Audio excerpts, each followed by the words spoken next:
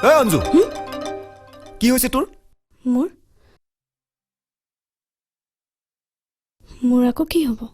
মোৰ পৰাও তই কথা লুকুৱাবলৈ চেষ্টা নকৰিবিচোন কি হৈছে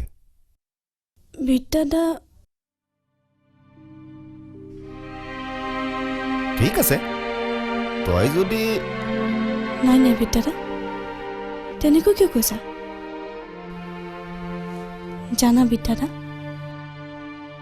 ইমান দিনে মই ভাবি আছিলো দেউতাই কিয় দাদাৰ লগত কথা পতাৰ দৰে মোৰ লগত নাপাতে কেতিয়াও কিয় নুসুধে মই কেনে আছো তেজৰ সম্বন্ধ থাকিলেও দেউতা আৰু মোৰ মাজত এক ব্যৱধান থকা বুলি সদায় কিয় ভাব হয় হে তই তই এইবিলাক কি কৈছ আৰু চা মোৰ দেউতাই দেখোন মোক কুকুৰ শিয়ালে নোখোৱাকৈ গালি পাৰে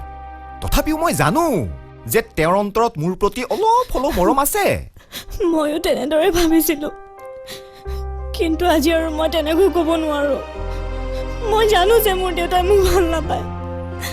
তেওঁ ভাবে মই মোৰ মাৰ মৃত্যুৰ বাবে জগৰীয়া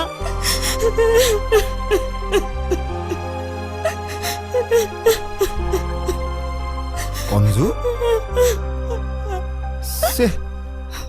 ভনীয়েকক কেনেকৈ নিচুকাই সেইটোৱে নাজানো নহয়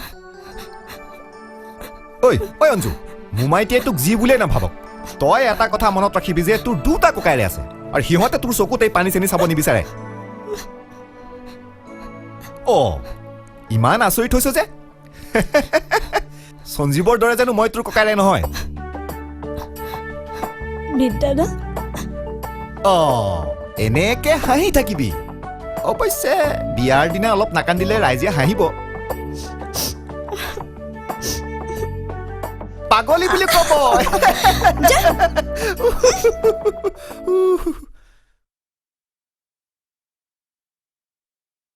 এতিয়া তুমি ইমান চিন্তা কৰিব নালাগে তাই ৰিহাৰ্চেললৈ নগলেও ফাংচনৰ দিনা নিশ্চয় যাব লোৱা নব নব কি হ'ল তই এতিয়া আহিলি যে এটা মই ভাল খবৰ দিবলৈ আহিলো দাদা গুৱাহাটীলৈ বদলি হৈছে নহয় হে সঞ্জীৱ দা বদলি হৈছে চৰকাৰী কাম কৰা মানুহ বদলি হয়ে কিয় ফূৰ্তি নকৰিম কিয় ইমান দূৰত আছিল গৈ এতিয়া অন্ততঃ যেতিয়াই মন যায় তাক লগ পাব পাৰিম